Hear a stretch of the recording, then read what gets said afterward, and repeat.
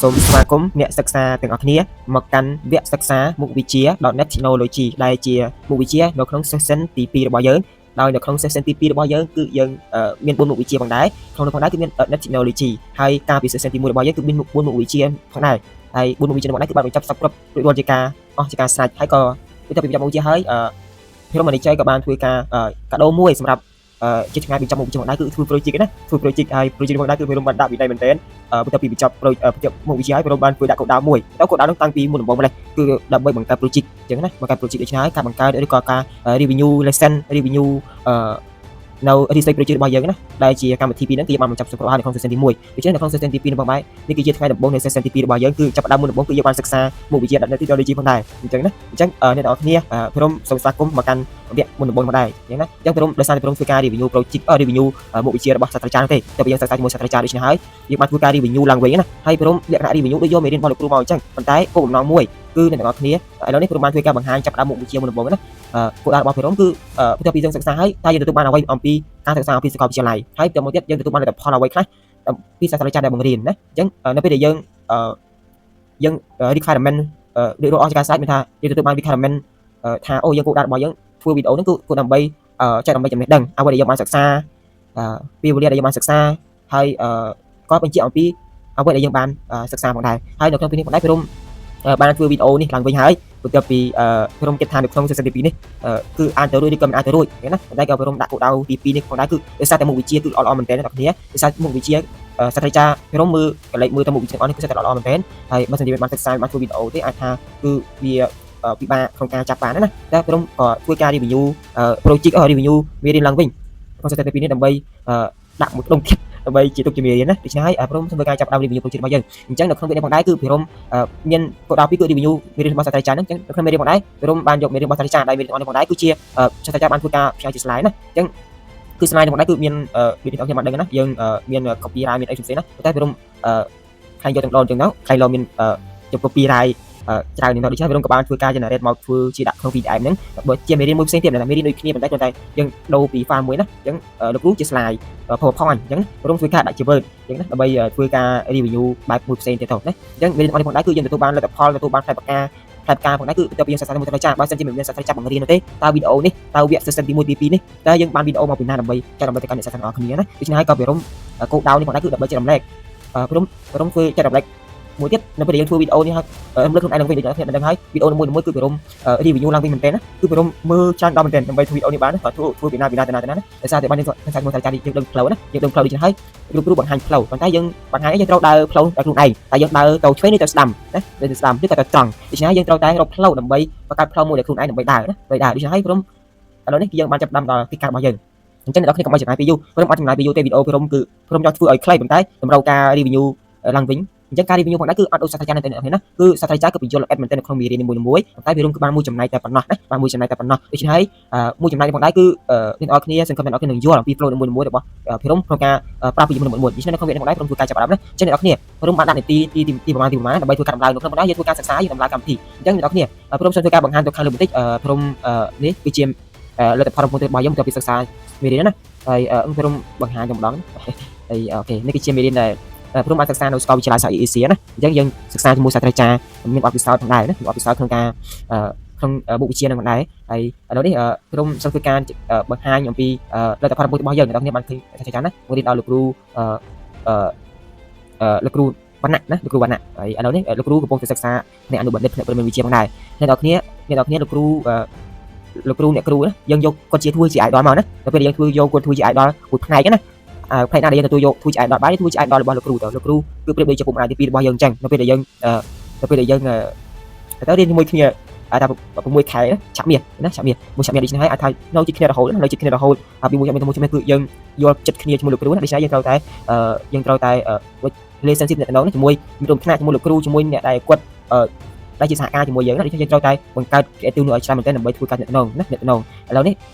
ព្រមសិក្សាជាមួយសាស្ត្រាចារ្យណាសិក្សាជាមួយសាស្ត្រាចារ្យហើយយើងសិក្សាចំនួន48ម៉ោង5ម៉ោងអូព្រមគេថា45ម៉ោងគឺយូរមែនទែនណាអ្នកនេះគឺមែនទែនដូច្នេះហើយអត់យូរប៉ុន្មានទេបើសិនជាយើងមុនដំបូងយើងតាមទាន់មុខវិជ្ជាក៏ក្រោយទៅក៏តាមទាន់ដូចគ្នាមកដែរណាតាមដូចគ្នាមកដែរអញ្ចឹងអ្នកនរគ្នាអាចធ្វើការទាក់ទងទៅលោកគ្រូបានដោយលោកគ្រូលេខទូរស័ព្ទរបស់លោកគ្រូហើយធនធានរបស់គ្រូដើម្បីធ្វើការទាក់ទងដើម្បីសាកសួរព័ត៌មានចង់សួរអំពីTechnology ហ្នឹង បែបណាហើយមុខវិជ្ជាដែលលោកគ្រូមានជំនាញផ្សេងទៀតបែបណាណាអ្នកធ្វើអ្នកលោកគ្រូបានអញ្ចឹងលទ្ធផលរបស់លោកគ្រូបានបញ្ជាក់ផងដែរគឺមានចំនួន5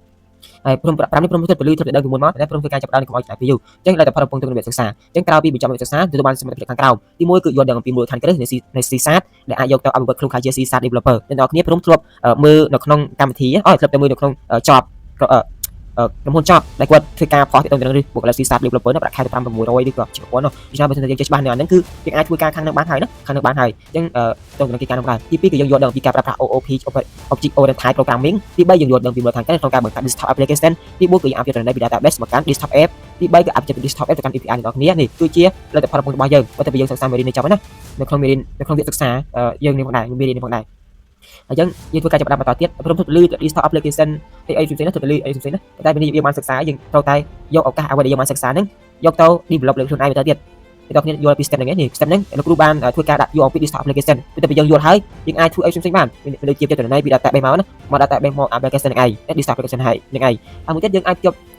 កទៅកាន់ API មានថាជិប database ផងជិប API ផងមានពីរណានៅក្នុង desktop application នេះដូច្នេះយើងធ្វើការចាប់ផ្ដើមបន្តទៀតនេះគឺជាសេចក្តីទូទៅនៃកម្មវិធី C SAT របស់យើងអញ្ចឹងព្រមធ្វើការអានម្ដងណាហើយសេចក្តីរបស់ .NET គឺជា platform មួយដែលបង្កើតឡើងអភិវឌ្ឍឲ្យក្រុមហ៊ុន Microsoft ហើយមានលក្ខណៈ GitHub ដូចជា process ដូចជា process ហើយ .NET មានសមត្ថភាពបង្កើតកម្មវិធី C code បណ្ដាល library ជាច្រើនដើម្បីបង្កើតសមត្ថភាពសម្រាប់គេទំព័រមានដូចជា web application ណាហើយមួយទៀតទូរស័ព្ទដៃ mobile app មួយទៀតកម្មវិធីទូរស័ព្ទ desktop app ណាអញ្ចឹងមានថានៅក្នុងបើសិនជាយើងនៅក្នុងគេទំព័រយើងប្រើ web application បើសិននៅក្នុងទូរស័ព្ទយើងប្រើ mobile application បើសិននៅក្នុង desktop application មាន3បើសិនជាយើងបង្កើត game ផ្សេងៗណាgame និង game អាចបង្កើត game បាននិង IoT បានណា IoT អញ្ចឹងយើងសិក្សាមុខវិជ្ជាការ IoT កាត់ឡើងមុនហើយអញ្ចឹងប្រវត្តិនៃ .NET អញ្ចឹង .NET ស្ដៅគឺជាបង្កើតឡើងនៅឆ្នាំ2002ចាចាប់កំណើតរបស់ .NET ណាចាប់កំណើតនៅក្នុងឆ្នាំ2002វាថា .NET នេះផុសចេញមកណាចាប់កំណើតមកអញ្ចឹងសម្រាប់បង្កើត Windows App មុនដំបូងគឺបង្កើតតែ Windows App នោះទេអត់បង្កើតអីបានទេបង្កើតតែ Windows App បានតែមួយទេតែបង្កើត Windows App បានហើយគឺនៅក្នុងឆ្នាំ2016នេះផងដែរ .NET Core ក៏បានធ្វើការដូរពីពាក្យ .NET Framework ផងដែរមកកាន់ .NET Core ដែលបង្កើតនៅឆ្នាំគេអាប់ដេតណានៅឆ្នាំ2016អញ្ចឹងនៅពេលដែលបង្កើត .NET Core ហើយគឺឲ្យតែមាន Core ដឹងតែមានអីនៅក្នុងនេះច្រើនហើយសម្រាប់បង្កើត App នៅលើគេមានប្រភេទបានទាំង Windows ណាបានទាំង Linux មួយទៅបានតែ Windows ទេនិង Mac OS ផងដែរយើងមាន3ណាមានបង្កើតបាន3ហ្នឹងឯងពីទៅមកទៀត .NET Standard សម្រាប់បង្កើត class library នេះអានេះគឺជាគេបង្កើតនៅ standard 1គឺគេសម្រាប់ធ្វើខិតទៅលើ class library តែប៉ុណ្ណោះអញ្ចឹងលក្ខណៈពិសេសរបស់ .NET នេះក៏ Unit Platform បច្ចុប្បន្ន .NET គឺជា Uniform Platform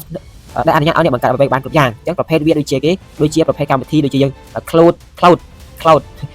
ងឯងប្រភេទកម្មវិធី .NET ផងដែរគឺមាន cloud ផងដែរមាន web មាន desktop មាន mobile មាន game មាន IoT និង AI ជាប្រភេទកម្មវិធីណាយើងអាចបង្កើតយើងអាចកម្មវិធីនឹងបានណាគឺថា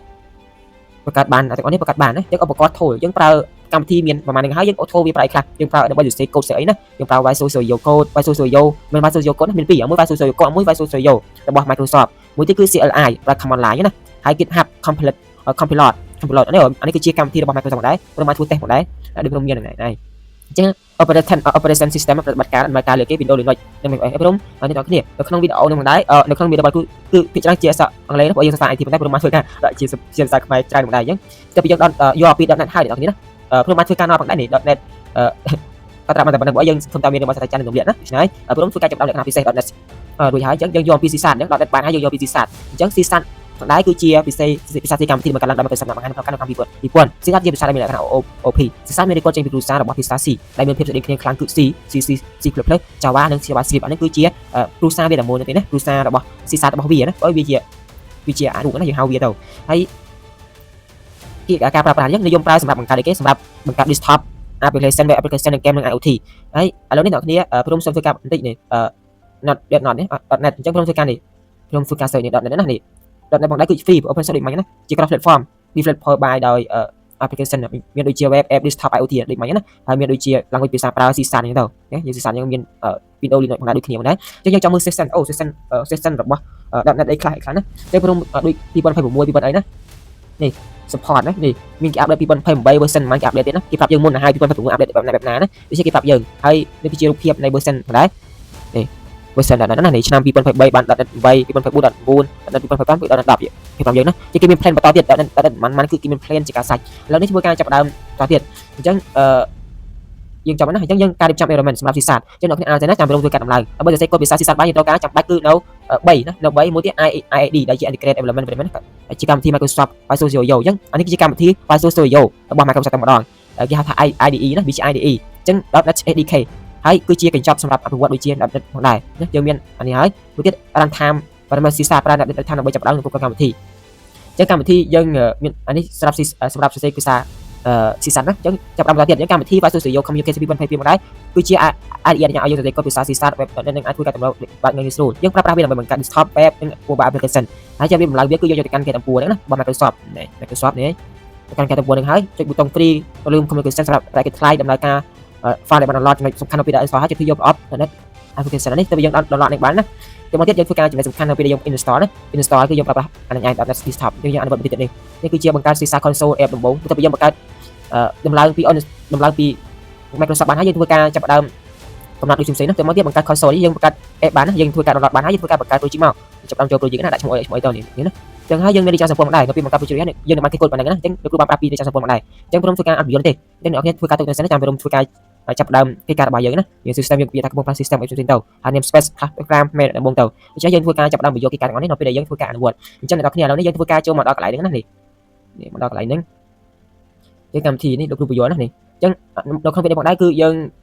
ងយកពីអាហ្នឹងណាយើងយកពីអាហ្នឹងហើយគឺយើងដើម្បីធ្វើការអនុវត្ត C# របស់យើងនៅក្នុងកម្មវិធី Visual Communication ហ្នឹងឯង community ហ្នឹងឯងអញ្ចឹងយើងធ្វើការ download ចំនួនឥឡូវនេះយើងធ្វើការចាប់ដើម download ណាដើម្បីធ្វើកិច្ចការដើម្បីជំហានដំបូងរបស់យើងដើម្បីយកពី flow បន្តទៀតបានមុនដំបូងគឺយើងត្រូវយល់ឲ្យច្បាស់សិនណាយល់ច្បាស់សិនអូធ្វើពីណាទៅណាពីចំណុចណាទៅណាអញ្ចឹងព្រមបានធ្វើការ file របស់ព្រមបានធ្វើការ download ណា download នេះគឺជា file របស់ព្រមតែដែល file នេះផងដែរដែល file នេះផងដែរគឺព្រមបានវីដេអូសេមីរបស់លោកគ្រូណាហើយបានថ្ងៃ copy ដើម្បីទុកមើលណាគឺជាមេរៀនជាមេរៀនអញ្ចឹងនេះគឺជាមេរៀនដែលយើងដែលបានទូពិសេសចាណាដែលលោកគ្រូមានសិស្សតែយើង copy អញ្ចឹងដើម្បីងាយស្រួលតែនេះព្រមតែគិតថាអ្នកនរគ្នាដែលជាអ្នកមើលវីដេអូផងដែរគឺអត់ថាព្រមបានទម្លាក់សូអីចូលណាតែព្រមបានធ្វើការចាប់ដើមចូលទៅ download កន្លែងតម្រង download ពីកន្លែងណាណាយើងព្រមថាជំនាញអញ្ចឹងយើងមាន3ចំណុចនេះអ្នកនរគ្នាណាយើងមាន3ចំណុចនេះអ្នកនរគ្នាមាន3ចំណុចនេះទី1គឺយើងត្រូវការ download Visual Studio setup នេះសិនទី2គឺយើងត្រូវការ SQL server របស់យើងទី3គឺ download SMS របស់យើងណាដើម្បីធ្វើការចាប់ដើមវិការនេះដែរយើង download 3នេះណា download 3នេះគឺជាវីដេអូរបស់លោកគ្រូប្រាប់ពីជំនាញមួយៗដែរយើងព្រមបានមើលវីដេអូនេះរបស់គ្រូបានដូចការសាច់លោកគ្រូបញ្យល់ផ្សាយវីដេអូរយៈបន្ថែមនេះគឺជាការបញ្ជាក់អត់មែនថាគឺយើងយល់គុណនឹង2ណាយល់គុណនឹង2អូខេយើងព្រមធ្វើការចាប់ដើមមុនដល់ព្រមធ្វើការបញ្យល់នេះសិនណាអញ្ចឹងកូដនេះមកដែរគឺព្រមធ្វើការ down តាមមុនដូចខែ8ព្រមធ្វើការ down ម្ដងតេស្តមើលហើយក៏ចាប់ down ម្ដង download ទីព្រម uninstall update ណាអញ្ចឹងព្រមកន្លែងនេះផងដែរគឺព្រមធ្វើការ download ហើយដោយសារយើង download ទៅវារៀងយូរណាចាប់ព្រមធ្វើការអត់ download ទេប៉ុន្តែនេះព្រមធ្វើការមានសាច់មានអានេះសាច់ណាព្រមធ្វើការយកអានេះចាប់ដល់ពីការបន្តណាដោយសារយើង download នេះបានហើយប៉ុន្តែព្រមធ្វើការប្រាប់ពីកន្លែងហ្នឹងឯងអ្នកនរគ្នាទូនាទីរបស់អានេះផងដែរ Visual Studio ផងដែរគឺជាកន្លែងសម្រាប់សរសេរកម្មវិធីណានៅពេលដែលយើងសរសេរកម្មវិធី app ផ្សេងៗសរសេរកម្មវិធី C# នេះសរសេរនៅក្នុង C# សរសេរនៅក្នុង Visual Studio ហ្នឹងឯងអញ្ចឹងបើសិនជាយើងលុបអានឹងទៅវាមានបញ្ហាដូចថាយើងលុបទៅវាអត់មានកន្លែងសរសេរកូដ C# អីទេវាបង្កើតជាកម្មវិធីវាជាកន្លែងបង្កើតកម្មវិធី design របស់យើងគឺដោយសារកម្មវិធីហ្នឹងឯងណាហើយមួយទៀតនេះជា SQL server របស់យើងអញ្ចឹងកម្មវិធីហ្នឹងដែរគឺវាជាឃ្លាំងឬក៏ម៉ាស៊ីនដែលដំណើរការនៅខាងក្រោយរបស់ Visual Studio ហ្នឹងឯងណាហើយបើនឹងអត់មួយណាក៏បានដែរនៅពីក្រោយអញ្ចឹងនៅពេលយើងផ្ទុកទៅនៅ database នៅក្នុង Visual Studio ហ្នឹងខ្ញុំផ្ទុកនៅក្នុង SQL server ហ្នឹងណានៅខាងក្រោយដល់ផ្ទុកទៅនៅ database engine ណា engine ទៅមកទៀតបើសិនជាយើងលុបអានេះមានបញ្ហាអីគេគឺវាកម្មវិធីរបស់យើងគឺ error ណា error ភ្លាមពេលយើងព្យាយាមរក្សាទុកទិន្នន័យ SQL របស់យើងគឺវា error ហើយយើងមិនអាចមានកន្លែងទុកទិន្នន័យ database របស់យើងបាននោះទេដោយសារយើងទុកទិន្នន័យ database របស់យើងគឺទៅនៅក្នុងហ្នឹងណាទៅនៅក្នុងហ្នឹងមួយទៀតគឺកន្លែងនេះគឺ SQL server កន្លែងនេះផងដែរ SMS ណា SMS របស់យើងនេះផងដែរគឺជាកន្លែង SQL management system ណា SQL management system អញ្ចឹង SQL អានេះផងដែរគឺជាកន្លែងសម្រាប់ចូលទៅគ្រប់គ្រងនៅមួយទៅក្នុង SQL server របស់យើងណាដូចថាព្រមមកតេស្តមើលព្រមធ្វើការលុបអញ្ចឹងអ្នកនរគ្នាចាំមើលព្រមធ្វើការលុបអនុវត្តដើម្បីធ្វើការលុបតេស្តមើលណាព្រមមាន download ហើយធ្វើការតេស្តលុបសាក់មើលអញ្ចឹងព្រមធ្វើការចាប់ដើមកន្លែងនេះវាជាកន្លែងទៅគ្រប់គ្រងណាវាគ្រប់គ្រងក្នុង SQL នេះអញ្ចឹងអាពីរហ្នឹងត្រូវតែអត់មួយណាក៏អត់បានទេបើមិនយើងលុប SQL server នេះអានេះគឺវាឃើញតែឈ្មោះប៉ុន្តែយើងចូលទៅគ្រប់គ្រងបានទេយើងចូលទៅគ្រប់គ្រង SQL server ហ្នឹងឯណាយើងមានឈ្មោះកុំព្យូទ័រយើងឈ្មោះទៅវាទៅគ្រប់គ្រងបើមិនយើងលុបអានេះវិញគឺ SQL ដំណើរការធម្មតាណាដំណើរការធម្មតា SQL server របស់យើងប៉ុន្តែយើងមិនអាចចូលទៅមើលតារាង table ឬក៏សរសេរ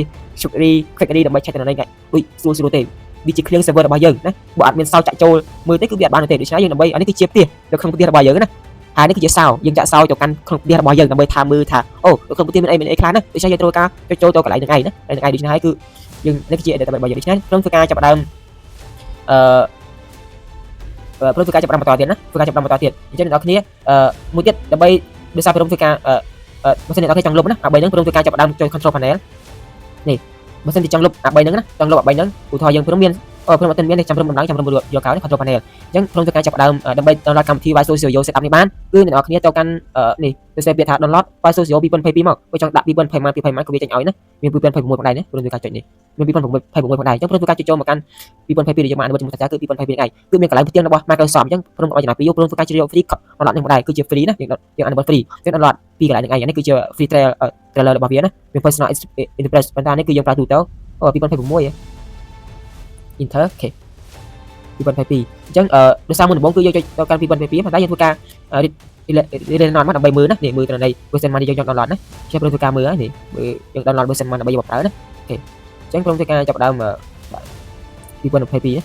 សេពាក្យពីអញ្ចឹងមក download by Studio 2022មកចាំ version អ្នកនរគ្នាអូខេអូច្រឡំនេះមើល version នេះខ្ញុំចង់ផ្លេចនេះមើល version មុន download ណាយើងនេះមើល version កន្លែងហ្នឹងឯងអូខេអញ្ចឹងព្រមធ្វើការច្រឡំទៅមើល version របស់វាណា free មុនដំបូងយើងចូលមកកាន់កន្លែងហ្នឹងនេះមកកាន់កន្លែងនេះហើយយើងមើល release note របស់វាណានេះ release note របស់វាហើយយើងចុចមើល release note កន្លែងហ្នឹងនេះមានច្រើនណាស់មាន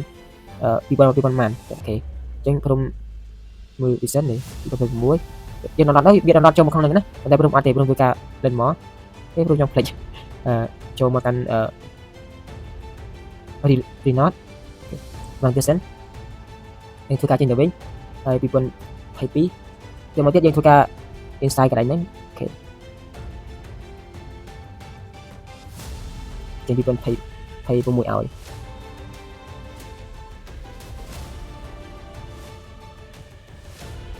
គេព្រមធ្វើការរៀនឡើងទៀត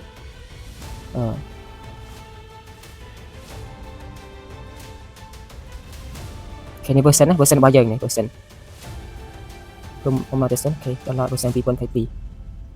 community ហើយ version ហើយមកទៀតទៅចូលមកកាន់ខាងក្រោមយ៉ាជា2026អ្នកនរគ្នាណាអញ្ចឹងព្រមធ្វើចាំ version ណា version អញ្ចឹងអ្នកសិក្សាទាំងអស់គ្នាព្រមកុំឲ្យចំណាយពេលយូរព្រមចូលមកនឹងណានេះ version របស់យើងនេះគឺជាមុនដំបូងគឺ version 2026នៅលើគេណាតែយើងត្រូវយក version 2022ចូលមកកាន់កន្លែងនេះមានកន្លែងនេះហើយមាន Rome Peso អីផ្សេងមាន2010 12អីផ្សេងណាប៉ុន្តែយើងជ្រើសយក2022អញ្ចឹងព្រមធ្វើការចុចលើនឹងណាចុចលើនឹងហើយព្រមធ្វើការចុចលើកន្លែង2022នេះប៉ុន្តែព្រមអត់ដល់ផ្ទាល់យកពីសាស្ត្រាចារ្យយើងណាដូច្នេះអ្នកគ្នាអាចមើលខាងនេះបាននេះមាន version ប៉ុន្មានហើយនៅខាងលើផងដែរគឺឲ្យយើងចូល version ប៉ុន្មានខាងខាងលើផងដែរគឺវាលេខចេញ2020មក2020មកឲ្យណាព្រមធ្វើការចូលមកដាក់កន្លែងនេះប៉ុន្តែវាឃើញ2026ណា2026ដូច្នេះហើយវាព្រមបានធ្វើការដល់អ្នកធ្វើការទេបានដល់កន្លែងនេះណាដល់កន្លែងហើយវាជួយ2026ឬបែបណាអាចធ្វើការទេបានចឹងព្រមធ្វើការចុចលេខ2016វាចុចចូលទៅកន្លែង2016ផងដែរចឹងព្រមធ្វើការ free download មើលទេមើលដោយសារព្រមមានសាច់ណានេះ download មានសាច់ download លឿនទេប៉ុន្តែនៅពី uninstall វាយូរណាវាយូរប៉ុន្តែព្រមអាចធ្វើការ download ណាព្រមធ្វើការ cancel មក cancel ណាហើយឥឡូវនេះយើង download បានណា download បានហើយយើងធ្វើការចាប់ដល់ជំនាញផ្ទៃរបស់យើងណាយើងធ្វើការលុបនេះមកអូខេផ្ទៃរបស់យើងគឺអ្នកគ្នាធ្វើការ download នេះ download មួយទៀត download មួយណារៀងមកបាត់អូខេអញ្ចឹងយើងធ្វើការមក download នេះ XL server របស់យើងអញ្ចឹងយើង download បែបណា XL server របស់យើងព្រមធ្វើការចុចមកកន្លែងនេះហើយយើងព្រមធ្វើការបង្ហាញអំពី XL server របស់យើងណានេះគឺជាមែនទេច្រឡំ version XL server អូខេកន្លែងនេះ XL server express ណា XL server express យើងធ្វើការចុចវាយពាក្យថា download XL server express ណា download XL នេះគឺជា XL របស់យើង download អានេះម្ដងនេះ download ហើយយើងធ្វើការ XL server ណា XL server express server express ខំត្រូវចាំវាកែឲ្យក្រោយអូខេស្អីមកណាអូខេស្អីពាក្យហ្នឹងហើយវាចេញបែបហ្នឹង XL server ដូច្នេះអ្នកនរគ្នាធ្វើការមកខាងក្រោមហ្នឹងមាននេះ XL server ផ្សេងតែមាន2អានេះមួយប៉ុន្តែអ្នកនរគ្នាជ្រើសយក XL server ហ្នឹងនេះ XL server នេះហើយធ្វើការ download ណាធ្វើការ download អូខេអាហ្នឹងឯងអូខេធ្វើការ download ធម្មតាណាអូអានេះមែនអ្នកនរគ្នាច្រឡំទៅយើងចូលមកកាន់កន្លែងហ្នឹងហើយអ្នកសិក្សាទាំងអស់គ្នាដោយសារ XL server របស់យើងព្រម research មើលមិនណា research មើលប៉ុន្តែវាអត់បានទេវាលក្ខណៈចូលទៅកាន់បែបអញ្ចឹងណាអូខេច្រឡំអូខេអានេះមិនច្រឡំនេះព្រមធ្វើការ search មកវាកាន់បែបតែព្រមរកកន្លែងចូលអត់បានរកកន្លែងចូល download វាឲ្យពាក្យ download មួយណាព្រមធ្វើការ download ទៅវាអត់ឲ្យឃើញកន្លែង download ព្រមធ្វើការចុចកន្លែងមួយ download កន្លែងនេះ download វាច្រើនដំណាក់កាលអ្នកនរគ្នាណាច្រើនដំណាក់កាលមែនទែនហើយធ្វើការចាប់ដើមកន្លែងនេះអត់ព្រីនមិនមែនកន្លែងនេះទេតាមមួយទៀត IT មាន developer អូខេវាច្រើនដំណាក់កាលអ្នកនរគ្នាព្រមធ្វើការ Ring Ball ដែរដូច្នេះហើយព្រមសូមធ្វើការចូលមកកាន់កន្លែង link ណាព្រមធ្វើការ copy link នេះ link កន្លែងហ្នឹងណា copy link SQL server របស់នេះមកព្រមធ្វើការដាក់មកអញ្ចឹងហើយព្រមធ្វើការ download អូខេគឺយើងជួយការ download អញ្ចឹងហើយយើងជ្រើសយកពាក្យកន្លែងណា download ណា download គឺយើងមើលប្រហែលមាញ់គឺ64 SQL Express របស់យើងណា64អូខេ Server Express មានអ្នកនរគ្នាក៏ដូចគ្នាណាដូចគ្នានេះដូចគ្នាណាដូចគ្នាដូច្នេះយើងធ្វើការយកអានេះមកនេះ SQL Server Express មក 100G 100 MB ជាងយើងយកអានេះមកណា SQL Server Express download ធម្មតាអូខេគឺ download បានធម្មតាណានេះគឺជាទីតាំងរបស់វាដែលយើងស្រាវជ្រាវហើយវាឃើញកន្លែងហ្នឹងឯងអូខេនេះគឺទុំកន្លែងសិនណា cross ទៅមកទៀតចូលមកកាន់កន្លែង download Microsoft Office ដើម្បីធ្វើការគ្រប់គ្រងរបស់យើងណាដូច្នេះធ្វើការចូលមកកាន់កន្លែងនេះនេះគឺជាទីតាំងយើង download ណាអូខេនេះវាទីតាំង download ហើយធ្វើការ download នេះទីតាំងរបស់យើងណាធ្វើការ run មើល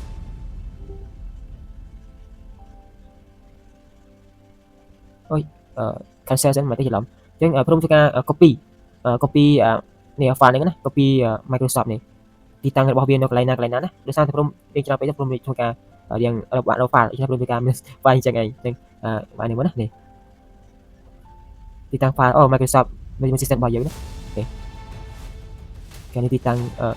download របស់យើងណាយើងធ្វើការ download ហ្នឹងគឺតាមប្រព័ន្ធហ្នឹងឯងណានេះគឺពាក្យពេញនេះ SQL Server Management Studio ណា Studio ពាក្យពេញវាអូខេអញ្ចឹងយើងធ្វើការតម្លើងគឺបានរួចអស់ឆ្កាថៃណានៅពេលយើង download តម្លើងរួចអស់ណាធ្វើការមើលនេះសិនយើងធ្វើការ set up ពីកន្លែងនេះក៏បានដែរបើសិនអ្នកគ្នាយើងថារកកន្លែងទីតាំងអត់បានយើងអាចធ្វើការកម្មវិធីនេះបានណាធ្វើការតម្លើងនេះនេះកន្លែងទីតាំងវាអ្នកគ្នាមិនច្រឡំទេមិនទីតាំងវាផ្សេងនេះយើងចូលមកកាន់កន្លែងនេះអានេះដូចក្នុង Google នេះដូចវាក់រោពេកអ្នកគ្នាច្រើនពេកក្នុងធ្វើការនេះបានដែរចាយធ្វើការចូលកាន់កន្លែងនេះមកនេះតែជាមួយព្រមធ្វើការដាក់ link ចូលណានេះវាដាក់ link អីទៅនេះអ្នកធ្វើការ download បានពីកន្លែងនេះឯងណាពីកន្លែងនេះឯងឆ្ងាយនេះគឺជាអ្វីដែលយើងធ្វើការ download ទីតាំងរបស់វាណាទីតាំងរបស់វាអញ្ចឹងព្រមសូមធ្វើការចាប់ផ្ដើមតែម្ដងឥឡូវនេះព្រមធ្វើការ download ឲ្យ Studio Code រួចអស់ណា download រួចអស់ហើយអញ្ចឹងព្រមធ្វើការចាប់ផ្ដើមមើលទីសិននេះអញ្ចឹងយើងដូចតាមលោកគ្រូបានប្រាប់ណានេះអញ្ចឹងដំណាក់កាលនេះបងដែរគឺយើងធ្វើការដំណើរការ download ឲ្យបាន download ណាអញ្ចឹងព្រមធ្វើការ download នេះដោយសារព្រមមានសាច់ណានេះមានសាច់ហើយវាចេញអីផ្សេងទៀតអត់នេះវាមុនដំបូងវាឃើញចឹងអ្នកគ្នាតែព្រមមានសាច់ណាមានសាច់អត់ដំណើរទៀតទេខ្លាចចំណាយពេលយូរណាអញ្ចឹងព្រមធ្វើការចាប់ផ្ដើមកុំមកពី3ដងអូខេមួយសិនខ្លីវាអត់អីវាមានសាច់នេះទៅវាអត់អីទេហើយយើងព្រមចាំមួយសិនវាដើរអញ្ចឹងអ្នកនរគ្នាឥឡូវនេះយើងធ្វើការវិដំណើរការសិននេះគឺជា file របស់យើងមាន slide ដែលយើងបានតម្លើងរួចណាឡើងរួចហើយអូខេយើងវាលូតមកកន្លែងហ្នឹងអ្នកគ្នាណាអញ្ចឹងកន្លែងនេះផងដែរគឺដោយសារតែយើងមាន slide អ្នកគ្នាយើងមាន slide ហ្នឹងហើយវាលូតឲ្យមកឲ្យ download មុនដំបូងប៉ុន្តែព្រមអត់ធ្វើការខ្វែងអីនេះគឺសាប់មួយសិនអូខេអញ្ចឹងកន្លែងនេះផងដែរគឺមាន2ហ្នឹង file source studio ខាងក្រោមនេះថាយកតែ download ពី2ហ្នឹងមកទេអញ្ចឹងវាមាន2អ្នកគ្នានេះមាន2ណាទីមួយគឺមាន file source studio install ហើយមួយទៀតគឺមាន file source studio 2002អានេះគឺជា download របស់យើងបាននេះហើយវាចូលមក2022ណាបើយើង download យើង download apps ទៅក្នុងនេះគឺវាចេញមកកន្លែងហ្នឹងឯងគេវា developer នេះដោយសារព្រមធ្វើការ download 2022អញ្ចឹងព្រមធ្វើការ download ហើយវាលុបចេញមកកន្លែងហ្នឹងនេះលុបចេញមកកន្លែងមិញណាអូខេបើសិនអ្នកនរគ្នាធ្វើការ download 2021ទៅវាចេញមកកន្លែង2021ដែរនេះសូសរបស់វាណាដូច្នេះវាចេញមកកន្លែងហ្នឹងឯងហើយព្រមធ្វើការអីចឹងទេអត់ update នោះទេខ្លីវា update ឲ្យណាអញ្ចឹងព្រមធ្វើការនេះគឺជា2006យើង download install គឺ install បានធម្មតាណា install ហ្នឹងមកហើយទៅមកទៀតគឺ download បានធម្មតាអញ្ចឹងព្រមធ្វើការ update នេះបើសិនអ្នកនរគ្នាចង់ធ្វើការតែបើអានេះទេយើងអាចធ្វើការបើកនេះក៏បានមិញណាវាក៏ modify នេះមានន័យថាយើងនេះគឺចូលមកកាន់កន្លែងកំណត់ setting របស់យើងណានេះកំណត់ setting នេះមកដែរអញ្ចឹងយើងចូលមកកាន់ម្ដងទៀតកន្លែងហ្នឹងណានេះអញ្ចឹងមកកាន់កន្លែងនេះហើយគឺក្នុងមេរៀនរបស់សាស្ត្រាគឺមានដែរធ្វើការ uninstall.net desktop មួយហើយនឹងមួយទៀតគឺ download អានេះមួយណានេះ asp.net ណាមួយហើយនឹងអានេះមួយពីរណាតែព្រមធ្វើការ download អានេះមួយ database ដោយសារតែពីរហ្នឹងឯងនេះអត់ download ក៏បានណាដោយសារយើងក៏ព្រមទូសិនណានេះទូសិនយើងព្រមធ្វើការដោយសារព្រមមានសាច់នឹងវាលឿនណាវាលឿនអត់អីទេអញ្ចឹងលឿនរីទេចាំមើលសិនពី update យូរទៅហ្នឹងព្រមធ្វើការចេញមកវិញdelete not ព្រមធ្វើការខ្វែងមកទីសិនខ្វែង download អត់បានទេដោយសារយើងបាន download រួច packet នេះ packet ទេ packet របស់យើងណានេះ packet ដែលលោកគ្រូបានប្រាប់ណា packet របស់វាជា library របស់វាទេ download រួចហើយវាយូរវា update ឲ្យយើងណាតែយើងដក tick មួយទៅវា download update ឲ្យយើងអញ្ចឹងព្រមសុំចាំវាសិនណាចាំវាសិនតែមកទៀតយើងចាំធ្វើការ download កន្លែងនេះវិញអញ្ចឹងអ្នកនរគ្នា download នេះបានហើយធ្វើការ download នេះម្ដងណា download នេះម្ដងអញ្ចឹង download នេះរួចហើយ download នេះម្ដងប៉ុន្តែនេះព្រមធ្វើការ download នៅក្នុងនោះដូចវា 3D វាចូលទៅក្នុងពេកណាតែព្រមធ្វើការយកមកដាក់នៅក្នុងនេះនេះព្រមលុបសិនចាំព្រមធ្វើការ download នេះព្រមយកមកដាក់ក្នុង 3D កន្លែងហ្នឹងណា 3D កន្លែងនេះដើម្បីឲ្យវាងាយស្រួលឡើងហើយវា update ឥឡូវនេះយើង update អស់ជាការសែនហើយវា update ទៅវាទៅយើងអាចធ្វើការបើកបានធម្មតាបើកមើលណានេះបើកទៅការ project យើងបានធម្មតាយើងក៏ចុចទៅកាន់កន្លែងបាននេះចុចនេះក៏បានដែរក៏ដូចគ្នាទេនេះវាចូលមកកាន់ project ថ្មីរបស់យើងគឺអត់មានអីនោះទេយកយកបង្កើតអីណាអញ្ចឹងនេះគឺជាអ្វីបើសិនជាយើងចង់ធ្វើការ update មួយនឹងបន្ថែមទៀតយើងចូលមកកាន់ modify មកនេះដាក់ expansion អីផ្សេងៗណាអញ្ចឹងព្រមធ្វើការតាមសាស្ត្រាដាក់តែប៉ុណ្្នឹងឯងទៅមកទៀតព្រមធ្វើការចុចទៅបើក ចឹងនៅក្នុង project មកដែរអ្នកនរគ្នាបើសិនចង់លុបproject Vasoចូលយកទៅមុនណាមុនដំបូងគឺយើងត្រូវលុបនេះលុបទាំងអស់ណាបើសិនយើងលុបយើងចូលមកកាន់កន្លែងនេះមកលុបទាំងអស់ហើយណាលុបទាំងអស់ណាចូលមកកាន់កន្លែងនេះវាលុបទៅនៅទាំងអស់បើសិនយើងចម្លើយម្ដងទៀតណាចឹងព្រមធ្វើការចូលមកកាន់កន្លែងនេះហើយព្រមធ្វើការចាប់បន្តទៀតនេះហើយព្រមធ្វើការដាក់នេះម្ដងដោយសារកន្លែងនេះព្រមធ្វើការដាក់បាននេះខ្ញុំព្រមធ្វើការម្ដងទៀតនេះវាច្រើនជួនណាព្រមធ្វើការដូចអត់បានទេកន្លែងនេះណាចឹងព្រមធ្វើការតេស្តមើលបានឬអត់ទេចាំមើលសិនខ្ញុំកាន់កន្លែងនេះហើយព្រមធ្វើការចាប់បង្កើតកុំឲ្យចូលទៅកាន់កន្លែងខាងក្រៅមកដោយសារព្រមធ្វើការមានបញ្ហាដូចខ្ញុំព្រមធ្វើការអនុវត្តទៅវាមានបញ្ហាដូចខ្ញុំព្រមអត់ចង់ដល់កន្លែងហ្នឹងទេពីដំណើរការ send អ្នកនរគ្នាណាដំណើរការ send នេះគឺជាសម្រាប់ទូ database ករណីរបស់យើងមួយម៉ាក់គឺនៅក្នុងរបស់ឯងណាខ្ញុំព្រមធ្វើការ accept អូខេ next ដល់គ្នា error ទេដោយសារតែបញ្ហា error 4ដំបូងបាត់ហើយបញ្ហា error អញ្ចឹងយើងធ្វើការមិនទៅយើងមិនដល់ទេណាយើងថែមពីមកហើយធ្វើការដាក់ទីតាំងរបស់យើងមួយទៀតសាប់មើលទីតាំងនេះណា error អូខេខ្ញុំព្រមធ្វើការ enter នេះអ្នកនរគ្នានៅចិត្ត ID របស់យើងណានេះវាអាប់ដេតវាចាស់នេះមួយរបស់យើងនេះយើងយកដាក់ក្នុង type C ក៏បានឬក៏អ្នកនរគ្នាcopy ទូក៏បានដែរដូចសាស្ត្រាចារ្យបានធ្វើការ copy ទូក៏ណានេះ copy ទូកន្លែងហ្នឹងឯងនេះអូខេអញ្ចឹងអ្នកនរគ្នានេះគឺយើងដល់បានយើងដាក់នៅក្នុង 3D ណាដើម្បីងាយស្រួលចំណាំខ្ញុំព្រមការចាប់ដើម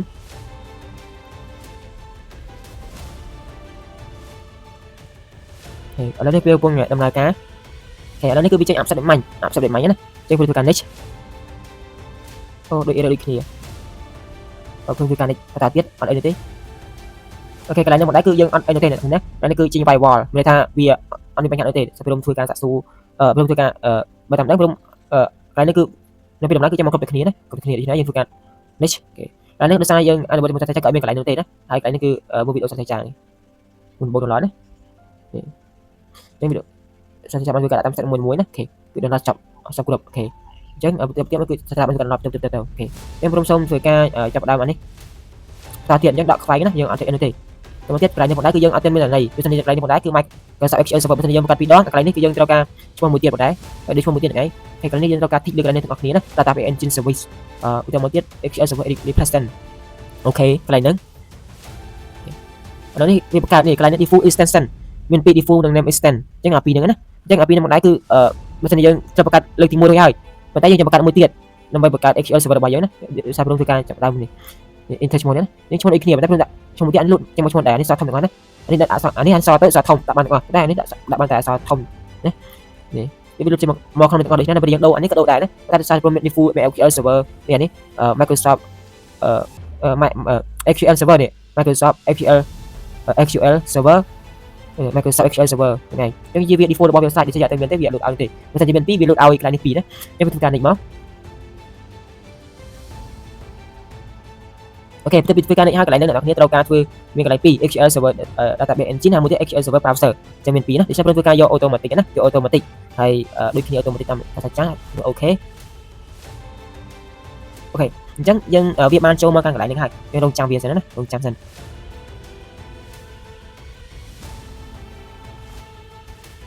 ទៅពីកាត់បានហើយកន្លែងនេះគឺយើងមាន2 Windows Authentication ហើយមួយទៀត Mix Mode SQL Server អញ្ចឹងធ្វើការចុចពីកន្លែង Mix Mode នេះមកដើម្បីដាក់ password យើងដាក់ password ទេដូចជារូលអញ្ចឹងនៅពេលយើងប្រើ local source MySQL គឺត្រូវការ rule ត្រូវការ password អីណាតែខ្ញុំអត់មានអានេះគឺត្រូវការដូចគ្នា password ដូចគ្នាអញ្ចឹងធ្វើការដាក់ password ដាក់ព្រមធ្វើការដាក់ password ដាក់ password ធម្មណាដាក់ថាអានេះព្រមធ្វើការដំឡើងទៅប្រើតែម្ដងយើងធ្វើការជាមួយសាស្ត្រាចារ្យណាធ្វើការជាមួយសាស្ត្រាចារ្យហើយអូខេអញ្ចឹងព្រមធ្វើការផ្សេងម្ដងទៀតអូខេសេ password ដូចគ្នាអានេះគឺជាឈ្មោះរបស់យើងណាឈ្មោះរបស់ computer យើងបើមិនយើងចង់ add user ណាចូលក៏បានដែរ slow បើមិនយើងចង់ add slow នេះចង់ add user ណាចូលទៀតក៏បានណានេះ add current user add ចូលដើម្បីធ្វើការគ្រប់គ្រងដូចគ្នាណាបើមិនយើងជា save network ហើយយើងអាច add ចូលបានតែព្រមអានេះដាក់ក្នុង computer របស់ខ្ញុំម្ដងយើងធ្វើការ next អូខេតិចមកហើយនេះវាកំពុងដំណើរការចប់ហើយយើងដំឡើងមួយទៀតតែម្ដង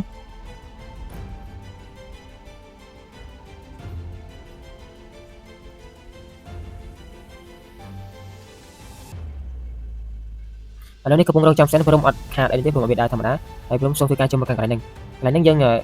ចាំធ្វើការ download ដែរកន្លែងនេះនេះគឺជានៅពេល download វាលុតចូលមកកន្លែងនេះវាចូលមកកន្លែងហ្នឹងណា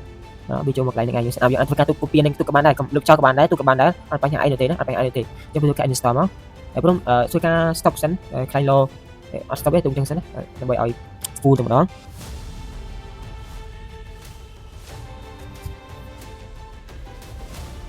អូខេកំពុងតែដើរវាដំឡើងនេះកាន់ packet អីផ្សេងៗណាដើម្បីឲ្យដំណើរការអញ្ចឹងខ្ញុំធ្វើការ download នឹងហើយចាំពិសេសនេះណា complete immersion យ៉ាដល់អីគេមិនយើងទុំអញ្ចឹងទៅដើម្បីឲ្យយើងដឹងថាវាដំណើរការបែបណាណាខ្ញុំអត់ចង់ធ្វើការខាអីទេដើម្បីឲ្យដឹងបានបែបណាណានេះយើងមើលប្រែប្រួលនេះប្រែប្រួលវាលូតនេះ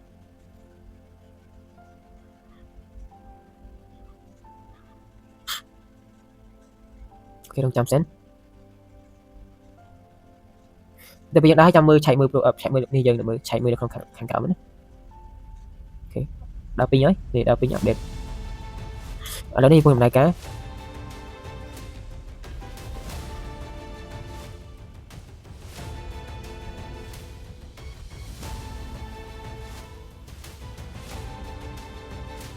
កន្លែងនេះយើងយូរបន្តិចប៉ុន្តែអីតែមួយនាទីទៀតចាប់ហើយអានេះយើងមកមើលកន្លែងខ្ញុំម្ដងអានេះគឺលូតពីចូលមកកន្លែងហ្នឹងណាចូលកន្លែងហ្នឹងឯងនេះ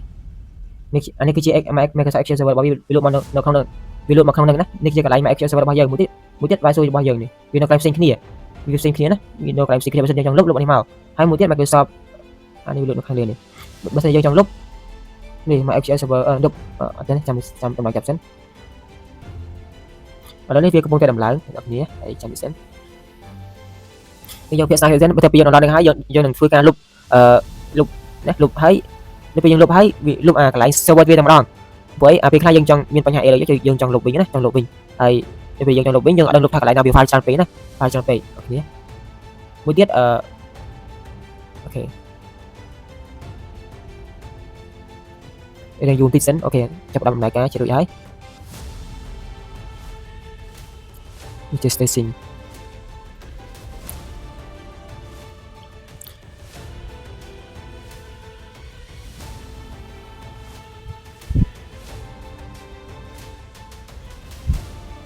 នេះគឺយើងមានមកជំនាញអ្នកនរគ្នាមានដូចជា license theme មាន global rule install setup file restore rule កន្លែងផ្សេងៗណានេះ feature select feature rule អីផ្សេងយើងមិនអត់មក instant configuration server config database engine feature configuration rule extension progress ហើយ complete ផងដែរណាអញ្ចឹងវាមានដំណាក់ការរបស់វានេះគឺជាដំណាក់ការចុងក្រោយរបស់យើងគឺ installation ឥឡូវនេះគឺបានគឺ congratulation ហើយអ្នកនរគ្នាមានរបស់យើងគឺមាន engine service HL server replacement HL browser writing setup support file ទៅគឺបានជោគជ័យអ្នកនរគ្នាជោគជ័យហើយអញ្ចឹងអូខេមកនេះគឺជាយើងគឺជាទីតាំងរបស់វាណានេះទីតាំងរបស់វាណានៅណាមិញនេះគឺជាទីតាំងរបស់យើងដល់មិញណាដល់មិញនេះគឺជាទីតាំងរបស់វាមិនមែន HL server installation អញ្ចឹងបើសិនជាយើងចង់លុបអានេះវិញចូលមកកាន់កន្លែងនេះយើង reframe មកកាន់កន្លែងវិញហើយ install អញ្ចឹងបើសិនជាចង់លុប Microsoft ដើម្បី install ឡើងវិញលុបអានេះណានេះលុប file ដើមវាបើមួយទៀត file របស់វាអានេះសម្រាប់បើកប្រើចង់លុបនេះក៏បានតែចូលមកនេះមកលុបអានេះក៏បានដែរទី2បើសិនជាយើងចង់លុបអាមិញអ្នកនរគ្នាត្រូវការលុបនៅក្នុងនេះ Microsoft Excel Service 2022នេះលុបអានេះណាវាអត់តែមានក្បាលឲ្យតែមានក្បាលធំអញ្ចឹងយើងលុបអា64 bit នេះមកដែលជា server របស់វាណាយើងលុបអានេះមកលុបអានេះមកវាលុបទាំងអស់នេះជាកូនរបស់វា native client local database setup នេះសិតតែកូនរបស់64 bit ហ្នឹងហើយដូច្នេះយើងត្រូវការលុបមានវាមួយកូនគឺវាលុបដែរណាលុបដែរដូច្នេះយើងធ្វើការលុបអានេះមួយនេះគឺជាការលុបសិតចង់លុប setup ម្ដងទៀតណាមានបញ្ហាអញ្ចឹងគឺដំឡើងរួចឲ្យសាច់ឥឡូវខ្ញុំធ្វើការចាប់ដើមចូលមកកាន់ Microsoft SQL server របស់យើងណាតាន់ Microsoft SQL server របស់យើងហើយឥឡូវនេះធ្វើការចាប់ដើមទីតាំងរបស់វាគឺនៅកន្លែងទីតាំងនេះ Microsoft Word វាថ្ងៃវាចូលមកកាន់កន្លែងហ្នឹងណាខ្ញុំធ្វើការ run ហើយវាកំពុងដំណើរការយើងមើលមេរៀនរបស់សាស្ត្រាចារ្យយើងដល់ចំណុចណាហើយនេះ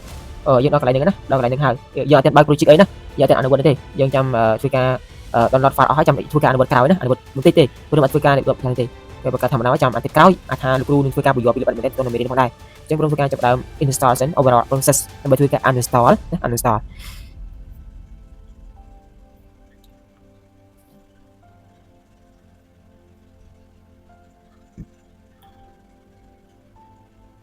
ឥឡូវនេះកំពុងដំណើរការ overall process ខ្ញុំអត់ចង់កាត់ទេគឺមិនឲ្យវីដេអូនឹងពេញគ្រប់ទាំងអស់3នេះដែលគាត់ run អីផ្សេងៗទៅគាត់ខ្លាយ low កន្លែងណាអនុវត្តអត់បានទេទៅអត់តាមអត់ទាន់ទៅខ្ញុំចង់ធ្វើការដាក់ full ម្ដង full នឹងងាយស្រួលបើខ្ញុំចង់កាត់ដែរបើមើលវីដេអូខ្លះខ្ញុំមើលមេរៀនYouTubeខ្លះគាត់កាត់អញ្ចឹងណាកាត់ទៅវាពិបាកមើលព្រោះថាយើងមើលគាត់ហើយប៉ុន្តែពេលខ្លះអ្វីដែលសំខាន់នេះគាត់កាត់ចោលទៅយើងអ្នកមើលទៅ error ទៅមានបញ្ហាកុំព្យូទ័រយើងហ្នឹងឯងហើយគាត់អ្នកវីដេអូ editor គាត់កាត់តវីដេអូកូដរបស់គាត់ទៅ វាកាត់អាក្រៃសំខាន់នោះចាដល់អីអាក្រៃសំខាន់នេះយើងត្រូវការច្រើនអញ្ចឹងព្រមសិនទូកាតែមួយម្ដងហើយព្រោះការស្តាប់នេះក៏បានដែរហើយប៉ុន្តែព្រមទូយកសិនដើម្បីដំណើរការពេញតែម្ដងឥឡូវនេះវាពុំដំណើរការណាពុំដំណើរការអញ្ចឹងអ្នកនរគ្នាអត់ដំណឹងអាពីហ្នឹងអាហ្នឹងក៏អនុវត្តបានដែរប៉ុន្តែវាតម្រូវការព្រោះយើងតម្រូវការអនុវត្តប្រូជិតរបស់យើងពីខាងមុខជាមួយស្រាវជ្រាវទៅវាតម្រូវការ database នឹងដើម្បីទូទៅនៅរបស់យើងបើមិនយើងអត់បានអត់ទេគឺវាអត់ទូទៅនៅនោះទេណាយើងធ្វើការបន្លត់ធ្វើអនុវត្តហើយយើងធ្វើការបើកអានេះទុកសិនណាយើងធ្វើការអនុវត្តបើកអានេះមកនេះបើកវាយស៊ូចូលបានអនុវត្តរបស់យើងនេះយើងអ្នកគ្នាឥឡូវនេះព្រមសុំធ្វើការអនុវត្តបណ្ដាណាដំណើរទុកសិនអត់អីទេអញ្ចឹងយើងធ្វើការចាប់ដើមព្រមធ្វើការដំណើរនេះពីសិនចាំដំឡើងដំណើរកុំឲ្យអ្នកគ្នាញញ៉ៃណាយើងធ្វើការដំឡើង1ដល់1 2ដល់2 3ដល់3 2ដល់3អូខេពុំដល់ការនេះពាក្យពី Microsoft SQL Server ណា Management System គេដំឡើងចប់ឡើយហើយទៅទៀតវាចេញ uninstall ឲ្យយើងហើយ restart កន្លែងហ្នឹងព្រមមិនច្បាស់ដែរ restart បែបណានេះ restart computer ហ្នឹងហើយពុំដល់ការអញ្ចឹងអ្នកនរគ្នាចាំទីសិនឥឡូវនេះយើងធ្វើការចាប់ដើមនេះចូលមកកាន់អូខេ successful ណា successful ដូចយើង class មកនេះ class មកណាអញ្ចឹងយើងចូលមកកាន់កន្លែងនេះចូលមកកាន់ខាងក្រោមនេះហើយធ្វើការចូលមកកាន់ app mobile app ហ្នឹងហើយយើងចូលមកខាងក្រោម restart បានឃើញមែនអត់ព្រម restart ហ្នឹងអូនេះឃើញអ្នកនេះ Microsoft SQL Server tool របស់វានេះគឺជា tool យើងប្រើ tool ណា tool សម្រាប់ធ្វើការនេះឯងយើងអាចធ្វើការ pin ដាក់នៅ computer របស់យើងក៏បានដែរការ pin ទុកមើលទុកអីណាអាចធ្វើការ pin កុំឲ្យវាចូលមកកាន់ពីបេដងចុចលឿនមក Microsoft SQL Server ណាទៅចុចបានហើយនេះទៅចុចបានហើយវាទៅកាន់កន្លែងនេះនេះគឺជាឈ្មោះ computer របស់យើងណានេះព្រមធ្វើការចាប់ផ្ដើមការមុនបង្កើតនៅក្នុង SQL Server ប៉ុន្តែនៅពេលដែលធ្វើការជាមួយនឹង tool របស់ហ្នឹងទៅវាថានៅពេលដែលសោព្រមផងនេះសោចាក់សោចូលណាអញ្ចឹងព្រមមានឈ្មោះមានសោអីហើយអាចចូលបានណាឈ្មោះព្រមមិញណាអានេះគឺជាដោយសារព្រមបានលុបការមុនព្រមធ្វើការទៅអីរបស់វាមាន local របស់វាណាមាន local របស់វាតែព្រមធ្វើការជួយឈ្មោះរបស់ព្រមនេះតែថាយើងអត់បង្កើតឈ្មោះមិញណាអានេះបើសិនជាអ្នកនរគ្នាមានគេមាន tool មានយើង add user មិន add user ចូលអានេះឃើញតាមនឹងដែរអញ្ចឹងព្រមធ្វើការបង្កើតបានហើយគឺមានថាយើងបង្កើតបានហើយមាន database security server object represent polybus management អីទៅព្រមធ្វើការចូលទៅសាក់មើលបើ table base master នេះឈ្មោះ database ណា system database អញ្ចឹងមាន table ទៅ table system table អូខេអូវាចេញមកនេះឲ្យមើលទៅការក្លឹមអូយើងអត់ឃើញយើងដំឡើងបានអូខេទុកសិនណាព្រមអត់អនុវត្តទេចាំស្ដាយមួយប៉ុន្តែចាចឹងអ្នកគ្នាមិនសិនចង់លុបអានេះវិញលុបបែបណាអញ្ចឹងអ្នកគ្នាចូលកាន់កន្លែង controller មកចូលកាន់កន្លែងណាហើយចូលមកកាន់កន្លែងនេះហើយធ្វើការចង់លុបអានេះតែមួយទៅម្ដងគឺយើងលុបនេះលុបកន្លែងនេះគឺជាកន្លែងលុបវាណា 2G ជាងច្រើនណាយើងលុបកន្លែងនេះមកគឺអាចលុបបានហើយណាអាចលុបបានហើយអញ្ចឹងនៅពេលយើងលុបអាកូនសោវាមានសោគឺវាទន់ដែរប៉ុន្តែនៅពេលយើងធ្វើការបង្កើត database ក្នុងនេះពី3ទៀតអានេះក៏ឃើញនៅក្នុងនេះផងដែរណាពី3ឈ្មោះដែលយើងមាញ់ណាព្រមបង្កើតនឹងបងចឹងអញ្ចឹងបង្កើតបានហើយកន្លែងនេះមកដែរយើងកន្លែងនេះមកដែរយើងលុបក៏បានអាចបានព្រមធ្វើការទុក save បានតែព្រមធ្វើការលុបតែលុបអត់បានទេព្រោះយើងបើកអីផ្សេងនោះព្រមធ្វើការ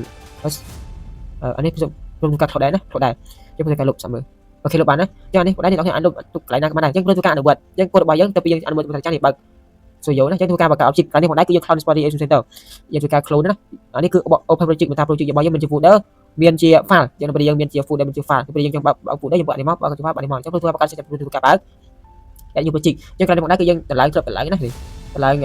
នេះថាយើងមានអានេះសាច់ថាយើងមក CP 3ដងណានេះយើងជ្រើសយកភាសាមួយមុខក៏អត់ឃើញចឹងទេ create អស់សិនណានេះមួយមុខឃើញចេះ on language អីផ្សេងប៉ុន្តែក្នុងប៉ុន្តែគេឲ្យជ្រើសយកភាសាណាដើម្បីធ្វើការអនុវត្តដោយសារយើងមិនភាសាមួយភាសាស៊ីជាមួយគ្រូណាយកភាសា C# មកភាសា start ចឹង on platform យើងយក on platform ពីប៉ុន្តែគេយើងយកអីគេយើងយកសម្រាប់តែប៉ុន្តែព្រមធ្វើការមួយសិននេះយើងធ្វើការសម្រាប់ Windows ណាយើងធ្វើការជាមួយ Windows បើសិនជា Mac ដាក់ Mac មកព្រមធ្វើការមួយ Windows ណាចឹងធ្វើការ Windows ព្រមធ្វើការ C console នេះ console app ណា console app នេះហើយយើងយកពាក្យ console app នេះមក printer មកឃើញចឹងណានេះ C# ភាសា C# ប្រភេទ Windows console ចឹងទៅហើយទីតាំងចឹងព្រមធ្វើការដោយសារព្រមមានសាច់ចឹងណានេះយើងអាចបង្កើតមួយទៀតបានណាតែអ្នកគ្នាអត់មានទេធ្វើការបង្កើតធម្មតាចឹងមកយើងធ្វើការជ្រើសយកនេះមកហើយបង្កើតថា console folder របស់យើងចឹងព្រមធ្វើការសិក្សាឥឡូវធ្វើការដាក់កន្លែងហ្នឹងណាចឹងព្រមធ្វើការបង្កើត folder មួយទុកហើយឬក៏បែបណាព្រមធ្វើការបង្កើត folder មួយណាបើតែ folder ទៀតពីរជាន់តែព្រមធ្វើការបង្កើតដាក់នៅក្នុងនេះដាក់នៅក្នុងមេរៀនរបស់យើងម្ដងណាចឹងមេរៀនរបស់យើងគឺមុនដំបូងគឺមានតែប៉ុណ្្នឹងទេអានេះគឺអត់ឃើញជា file folder ណាយើងធ្វើការដាក់ក្នុងនេះមកដាក់ console 1 មកយក console 1ណាអានេះគឺតាមនឹងតនេះអីនេះកំណត់របស់វា console នេះយើងដាក់ធ្វើម៉េចអានេះ load ដែរជា solution របស់វាចឹងធ្វើការ console 1មកគេកាត់ឲ្យយើងណានេះយើងអាចធ្វើការបង្កើតបានណាអ្នកគ្នានេះយើងអាចធ្វើការ run បាន run bán nó tới ở tên mình là thế đi ở tên mình là thế đó tên mình thế hay ở khiประกันไปจุดเดียวกับรูไหมนี่กับรูมันเปล่าอะสวยกันแบบ console air กับบ้านได้ไอ้บ้านนั้นคือเรากระดาษ console air เอ๊ะทุกการจะได้ยอมเลยมั้งยังบ้านให้ดีจ้าสปอนยังดีจ้าสปอนบ่อยยังเป็นการดูให้ยังขึ้นข้างเก่านี่มีuser user system นะยังการพูดยังuser system เลยนะ user system พวกนั้นคือเชียร์กันละสำหรับวิจัยไทยยังกับพวกเราปรับปรุง system ไลน์บริบาล .net นะเนี่ยยังกับพวกเรา system บริบาล .net ไทยวิจัยมา user system วิจัยปลายจมูกเจ้ามาอัพคัดเจ้ามาอย่างเดียวเดี๋ยวมันเนี่ยเราไปยังปลาย name space ยัง name space พวกนั้นคือเชียร์กันไรคือการจับสำหรับตัวโค้ดដើម្បីชีวิตการปฏิบัติจมูกเจ้าใช่ไหมname space บางอย่างนี่คืออะไรไปเรียนตัวแต่ละคือมีจริงมันยังวิธีชั่วโมงរបស់គេជា folder របស់យើងណានេះ folder នេះគេចាប់ដល់ថ្ងៃវាមានពីរជាន់មួយជាន់ទៀតដល់ពេលយើងធ្វើការ run ដូចធ្វើការ run ទៅគឺវា copy ឲ្យមិត្តភក្តិរបស់យើងទៅវា copy ទាំងអស់មកដើម្បីធ្វើ assignment របស់យើង copy ទាំងអស់មកណា copy ទាំងអស់មកដូច្នេះយើង copy ហើយដល់ពេលយើង copy ហើយគឺវាបានទាំងចប់ណានេះមានពីរយើងបើកជា folder យើងបើក folder នេះមកពេលយើងបើកជា project វាបើក animal ណា folder ក្នុងច្រើនពេលយើងបើក project របស់យើងគឺវាបានទាំង folder ខាងក្នុងណាអូខេអញ្ចឹងយើងធ្វើការចាប់ដើម class ម្ដង class គឺជា program នេះ program ហ្នឹងជាក្រុមនៃ code ដែលមានមុខងារថាសកលនេះថាសកលអញ្ចឹងវាថាវាចេញមកអញ្ចឹងinternal class program ណា internal class program អញ្ចឹងវាថា class program internal class program ដែរអញ្ចឹង class program ដែរគឺជាងារថាជាសកលណាហើយមួយទៀត main ជាចាប់ដើមដំបូងគេនៃកម្មវិធីនេះជាដំបូងគេនៃការចាប់ដើមកម្មវិធីយើងសេកូដកន្លែងនេះមកនេះចាំអត់តែមានអីទេគឺចាប់ដើមណាយើងសេក្នុងឯងយើងសេក្នុងឯងនៅពេលយើងការចាប់ដើមសេកម្មវិធីណាគឺចាប់ដើមគឺ console line hello world ទៅហ្នឹងគឺការ console console វា red line មកចឹងណានេះ red line ហើយយើងសេពាក្យយើងសេទៅបានក៏បានដែរយើងសេ hello world យើងសេចឹងណាយើងសេចឹងមកពេលយើងសេចឹងហើយrun អូខេគឺវាចេញសញ្ញា hello world ឲ្យយើងណាចេញ hello world របស់ឲ្យយើងជាការស្ដាច់អញ្ចឹងទៅវាចេញចឹងហើយយើងទទួលបាននេះទទួលបាន hello world មួយណា hello world នេះគឺជាកិច្ចការរបស់យើងនៅពេលយើងអនុវត្តសេកូដណាអញ្ចឹងអ្នកនរគ្នាកន្លែងនេះបងឯងចាំរំពយល់អត្ថប្រយោជន៍អាទិត្យក្រោយណាអាទិត្យក្រោយដែលព្រមការពយល់កន្លែងនេះបង្កើតអីខ្លះណាទៅសារវីដេអូរបស់យើងពេកដូច្នេះយើងបង្កើត project បានប្រសិទ្ធតាមអាទិត្យក្រោយយើងនឹងធ្វើការអនុវត្តពយល់អំពីការដាក់ដើម្បីឲ្យឃើញ solution ស្ពតបែបណាគឺយើងចូលបែបនេះណាយើងបង្កើត view មកដាក់ឃើញ solution របស់យើងហើយនេះកន្លែងនេះណាដូច្នេះសម្រាប់ project នេះគឺមានតែប៉ុណ្ណេះព្រមធ្វើការមិនចង់ចេញ cross solution យើងធ្វើការចេញចឹងណាហើយធ្វើការ open ថាយើងចង់ open ណា open project របស់យើងខ្ញុំធ្វើការ open ទៅកាន់ 3D ហើយធ្វើការចូលទៅកាន់កាន់ improve របស់ក្រុមហើយព្រមទាំងការចូលមកកាន់កន្លែងនេះហើយបាក់ this គេនេះគឺជាយើងបោក project ណានេះបងដែរគឺយើងបង្កើតនេះណាយើងបង្កើតនេះហើយយើងបង្កើតនេះយើងបង្កើតអត់មានបាក់អាហ្នឹងណាយើងបាក់ background នេះបាក់ background នេះ open folder អូមែននេះ open folder យើងធ្វើការបង្កើត open កន្លែងនេះមកម្ដងទៀតធ្វើការចាប់ដើម cross folder open open មកតង់ហ្នឹងនេះ open នេះឯងគេនេះជាកូដរបស់យើងធ្វើការ run អត់អីទេអូខេអញ្ចឹងយើងធ្វើការចាប់ដើមបើសិនជាយើងធ្វើការ clone នេះហើយធ្វើការតែបើក project របស់យើងគឺបើកជាមួយនឹង project នេះ project ហ្នឹងណាបើក project ហ្នឹងឯងអញ្ចឹងធ្វើការ run មកគឺបានដូចគ្នានេះគឺជាការបើក project របស់យើងអ្នកនរគ្នាណាគេបើក project កន្លែងហ្នឹងឯងដូច្នេះព្រមសូមធ្វើការបញ្ចប់ទាក់ទងទៅនឹងមុខវិជ្ជាភាគ1របស់យើងជាដៃជា session ទី2របស់យើងគឺមានតែប៉ុណ្ណេះណាហើយវគ្គនេះខ្ញុំព្រមព្យាយាមមែនទែនក្នុងការផលិតវីដេអូនេះដើម្បីឲ្យអ្នកសិក្សាងាយស្រួលយល់ទៅពីភាសាមុទ្រាចារណាហើយនេះជាមេរៀនដែលបានភាសាមុទ្រាចារណាមុទ្រាចារដូច្នេះនេះជាអ្វីដែលយើងយល់អំពី CSAT ជាអីណាអ្នកនរគ្នាកន្លែងផងដែរគឺ .net អីខ្លះណា .net អី .net គឺជា platform មួយបង្កើតឡើងឲ្យក្រុមហ៊ុន Microsoft ហ្នឹងឯងណានេះគឺជា .net អញ្ចឹងណា .net ហើយCSAT ជាអីគេ CSAT គឺជាកម្មវិធីបង្កើតដោយ Microsoft ផងដែរហើយ Microsoft ដូចគ្នាបន្តនេះបង្កើតនៅឆ្នាំ2000ហើយចំណែកឯ CSAT វិញបង្កើតនៅឆ្នាំ2002ណា2002ហើយ .net 2016ហើយវាថា CSAT ហ្នឹងបង្កើតនៅក្នុងវីដេអូកន្លែងហ្នឹងណា CSAT បង្កើត2002មានថាបង្កើតមុនតែដោយសារកន្លែងហ្នឹងគឺបង្កើតឲ្យប៉ុន្តែអត់ទាន់ដាក់ឲ្យផ្លូវចេញផ្លូវការមកអត់ស្បាយហ្នឹងណាហើយឥឡូវនេះគឺយើងបានចាត់ទុកឲ្យនៅក្នុងថ្ងៃទី1នៃមុខវិជ្ជា technology ណាអញ្ចឹងព្រមសូមធ្វើការបញ្ចប់ដល់ត្រឹមនេះព្រមធ្វើការបញ្ចប់ហើយជុំអូខេអញ្ចឹងសម្រាប់វីដេអូនេះគឺមានតែប៉ុណ្ណេះសូមអរគុណនិងសូមអរគុណច្រើនសម្រាប់ការទស្សនាវីដេអូនេះតាំងពីដើមរហូតមកដល់ចប់